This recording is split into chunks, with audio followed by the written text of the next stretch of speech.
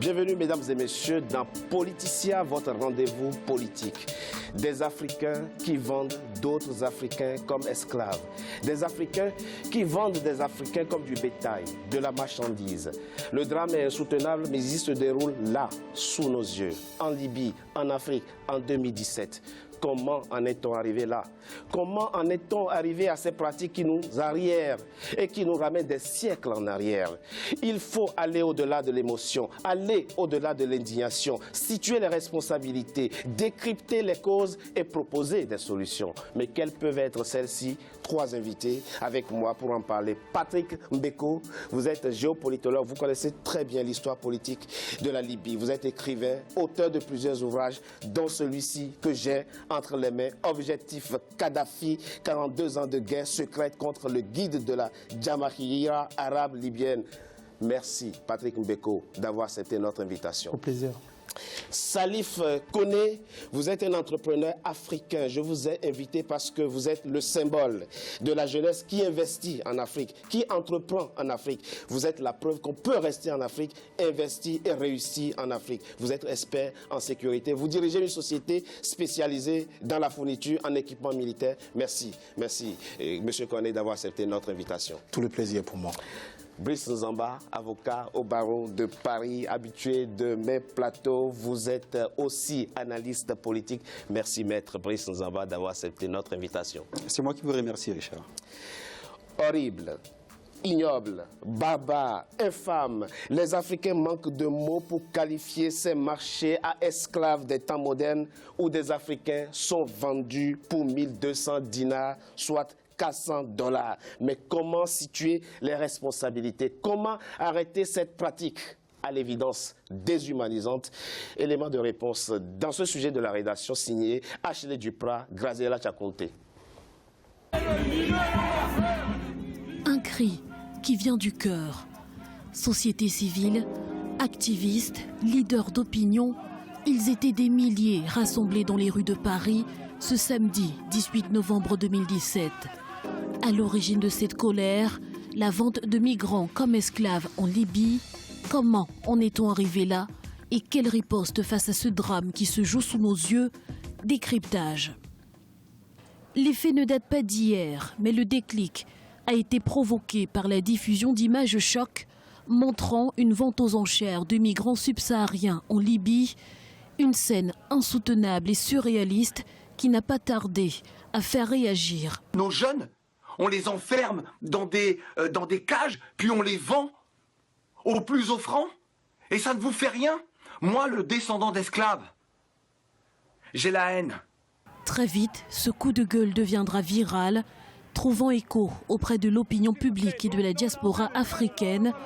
Entre indignation et désolation, les regards se tournent vers les dirigeants du continent. Nous, peuples africains, qui comptions sur vous pour nous défendre et pour nous protéger, nous sommes surpris et stupéfaits par rapport à votre silence devant cette situation révoltante, humiliante et inacceptable que vivent vos ressortissants, nos frères, nos sœurs, nos fils et nos filles vendus comme esclaves en Libye.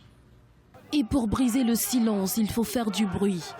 À l'appel de plusieurs ONG, dont le collectif contre l'esclavage et les camps de concentration en Libye, les Africains se mobilisent, poussant les autorités libyennes à réagir. Le ministère exprime son refus catégorique et condamne fermement ce genre de pratiques inhumaines, contraires à la culture et au patrimoine du peuple libyen. Il réaffirme que ce qui a été diffusé par des médias à propos de ces actes est l'objet d'une enquête menée par les services libyens compétents.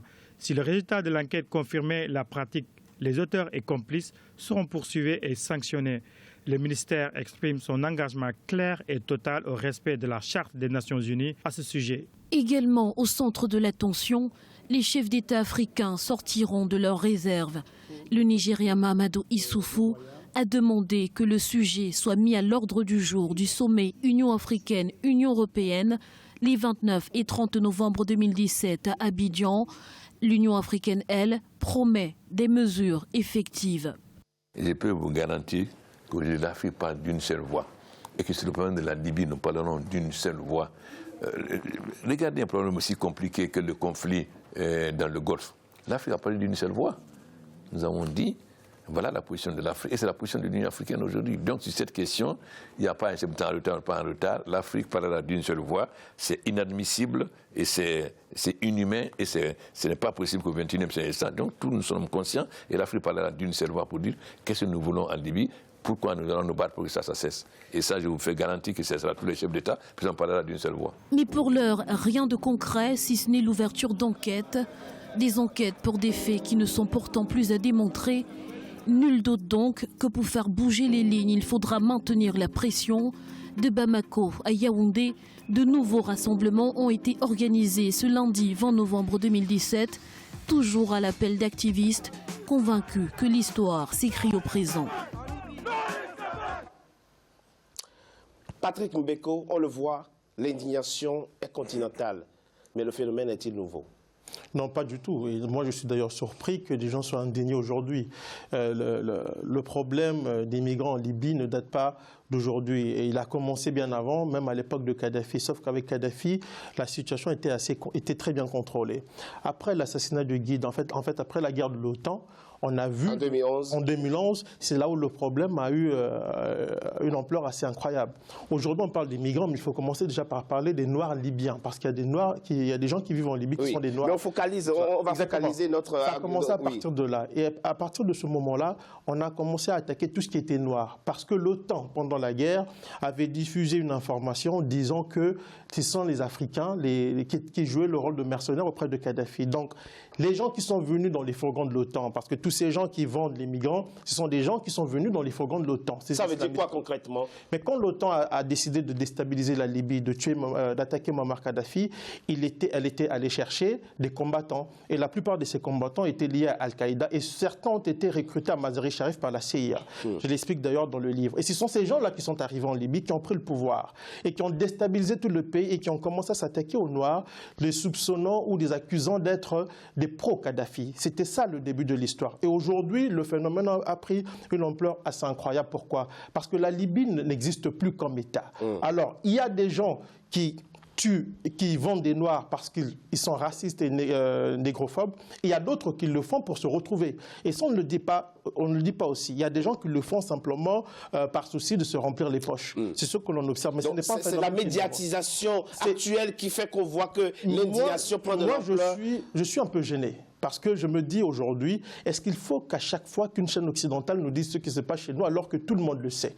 À un moment donné, il faut que les Africains aient honte. Aujourd'hui, on s'agite parce que... Mais tout le monde n'avait peut-être pas forcément assez à l'information, cette information-là. Attention, on en parle depuis très longtemps. Depuis 2011, on en parle. Il y a eu beaucoup de rapports. Amnesty International, Human Rights. Il y a même eu cette agence qui s'occupe de la migration internationale qui avait fait un rapport l'année passée sur la vente des migrants africains. Mais personne n'en parlait. Il a fallu qu'il y ait des images de CNN pour qu'on réagisse. Et moi, je me dis à un moment donné, est-ce qu'on va, après ces réactions, rentrer chez nous et dormir et attendre un autre reportage d'une chaîne occidentale pour réagir? C'est aussi ça, la question qu'il faut se poser, parce que ce n'est pas un phénomène qui est nouveau. On va essayer d'y trouver réponse. Et tout à l'heure, Brice Nzamba, un chiffre qui fait foi dans le dos. Il est publié par l'OCDE, l'Organisation de coopération et de développement économique. Depuis 2010, 40 000 Africains, 40 000 migrants sont morts noyés dans la Méditerranée. Et l'organisation dit qu'il y a plus que 40 000 migrants qui sont morts, non pas dans la mer, mais en Libye et dans les pays environnants. Nous avons vu ce samedi 18 novembre à Paris une grande manifestation devant la représentation diplomatique de la Libye. Qu'est-ce que ce genre de manifestation peut apporter? Écoutez, moi je veux plutôt nuancer. Je pense qu'il est toujours bien que les gens manifestent. Voilà, c'est-à-dire que cela montre qu'il y a une sensibilité par rapport aux faits. Voilà. Une fois que cela est dit, moi je suis plutôt partisan de ceux qui pensent qu'il faut plutôt penser par les causes et pas par les effets. Voilà, donc le fait qu'on voit des migrants noyés dans la Méditerranée, des migrants vendus comme esclaves, Oui. ça c'est les effets d'un processus qui commence à un certain niveau et donc les causes doivent être recherchées. Oui, mais ça donc la n'empêche question... ça n'empêche pas quand même qu'on proteste contre. Ah non, mais moi, contre c'est ce que j'ai dit. Je pense que les manifestations, c'est une bonne chose. Ce serait quand même extraordinaire qu'après avoir vu ces images abominables, que les gens restent chez eux et qu'ils continuent la vie comme si rien n'était passé. Aujourd'hui, on a la chance d'avoir des réseaux sociaux, on a la chance d'avoir des chaînes. Moi, je pense que peu importe la chaîne d'où ça vient et que dès lors que ça a produit les faits que ça a produit, je pense que c'est une bonne chose. C'est vrai que c'est regrettable qu'on ait attendu ces laps de temps depuis 2011, 2012, 2013, après plusieurs... Mieux vaut tard que jamais. Voilà, comme on dit. Oui. Donc aujourd'hui, je pense qu'il y a un temps pour s'indigner. Il y a un temps pour les manifestations, il y a un temps pour organiser cette émotion, pour donner une forme intelligente à cette émotion, pour espérer produire des effets concrets. Les effets concrets, c'est quoi? C'est comment en finir avec l'abomination qui se déroule sous nos yeux en Libye. Voilà, on nous a appris, pour certains, on nous a appris que les nôtres, durant 4 siècles, ont connu l'état de meubles, que ce soit en Occident ou que ce soit dans certains lieux en Orient. Aujourd'hui, on peut dire aujourd'hui qu'on n'était pas là. Aujourd'hui, ça se passe sous nos yeux. Donc on ne peut pas dire qu'on ne sait pas. Donc la question aujourd'hui, c'est que la mobilisation existe. C'est que comment faire en sorte que cette mobilisation se déroule dans un cadre intelligent pour pouvoir résoudre le problème qui se pose aujourd'hui. Monsieur Koné, vous êtes entrepreneur africain, votre centre d'intérêt, c'est en Afrique. Comment comprendre qu'un jeune Africain investisse parfois 4 000 $, 5 000 $, paie 5 000 $ à un trafiquant pour se retrouver esclave en Libye? Ben, tout d'abord, avant de répondre à votre question, vraiment, c'est une pensée pour tous ces Africains aujourd'hui qui sont bafouillés dans leur dignité, toutes ces familles qui sont déchirées aujourd'hui sur le continent au vu de ces images atroces qui sont passées. Donc, pour répondre à votre question, je dirais que on a du mal à comprendre que des Africains aujourd'hui qui, soi-disant, qui sont dans des conditions difficiles sur le continent, arrivent à avoir une certaine somme assez conséquente pour pouvoir arriver jusqu'en Libye, traverser et espérer, entre guillemets, avoir une vie meilleure sur ce continent-là, qui est pratiquement un nouveau départ et en probabilité, je pense que tous ceux qui ont fait ce parcours dans ce sens du nord au sud ou du sud vers le nord n'ont pas forcément réussi ici. Donc l'image qu'on donne de l'Eldorado n'est pas forcément la bonne.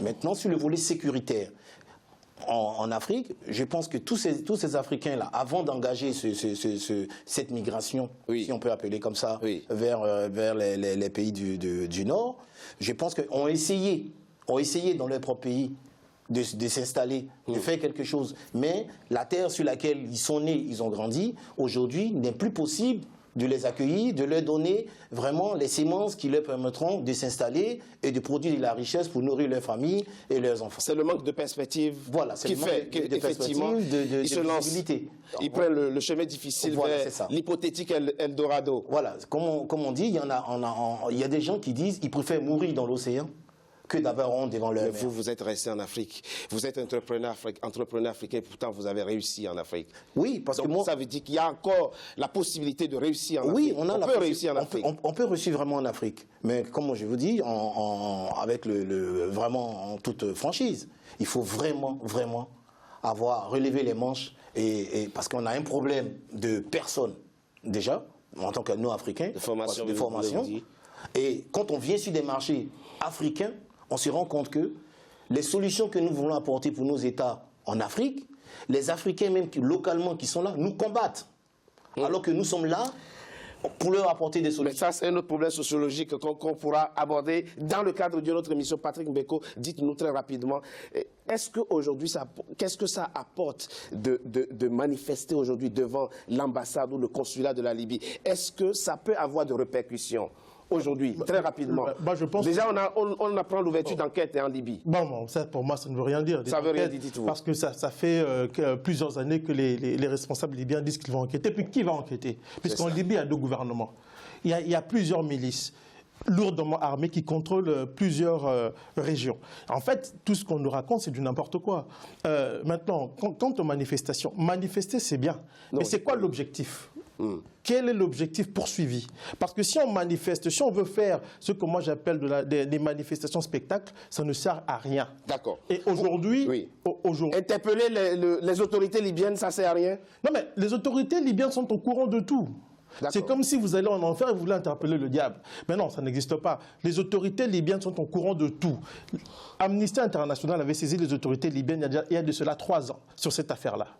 Il y a l'agence d'immigration internationale qui avait fait la même chose il y a 1 an.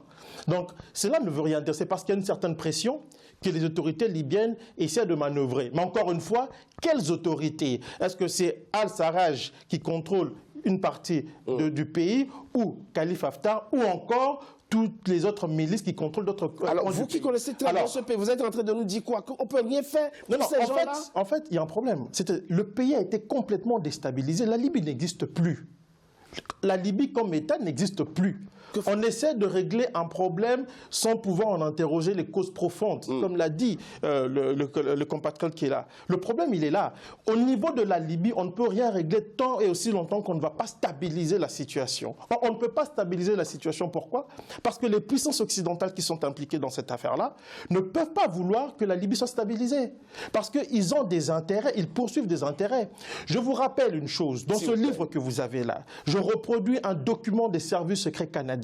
Il est daté du 15 mars 2011. Le 15 mars, le service de renseignement militaire canadien dit quoi? Il envoie une note au Premier ministre Stephen Harper pour lui dire que si on intervient en Libye, il y aura une déstabilisation à long terme du pays. Et j'ai des discussions avec des gens au cœur de la défense canadienne où on explique que pour le gouvernement, il fallait déstabiliser. Qui dit service secret canadien, dit la CIA, dit le MI6, dit la DGSE. Donc tous ces gens étaient au courant de ce qui allait advenir une fois la Libye déstabilisée. Et je tiens à vous dire aujourd'hui que tout ce qu'on raconte sur les migrants, tous les services de renseignement occidentaux sont au courant, parfaitement au courant. Et je tiens à dire aussi qu'en 2011, une embarcation avec des Africains, il y a eu une embarcation, il y a eu près de 80 personnes sont mortes dans une embarcation près des navires de l'OTAN en 2011. L'OTAN est responsable du chaos actuel et de la situation que nous voyons en grande partie. Est responsable du chaos si actuel. On manifeste, parce que vous avez parlé de manifestations, on va aller manifester devant l'ambassade libyenne qui ne veut rien dire. Mais vous avez le Quai d'Orsay ici, vous avez l'Élysée. Pourquoi vous n'allez pas manifester là-bas? Pourquoi vous ne pointez pas du doigt les acteurs majeurs de cette crise? Parce que ce que ces gens-là font, ce n'est pas mauvais, mais ils jouent le jeu des journalistes de CNN qui passent leur reportage en n'expliquant pas à leur opinion publique, à l'opinion publique mondiale, pourquoi la Libye se retrouve dans cet état et qui sont ces gens qui vendent des Africains, parce que ces gens, ce sont des sous-traitants de l'OTAN. Comment la Libye était devenue une poudrière? Je propose qu'on marque une courte pause et qu'on en parle dans la deuxième partie de notre émission. À tout de suite.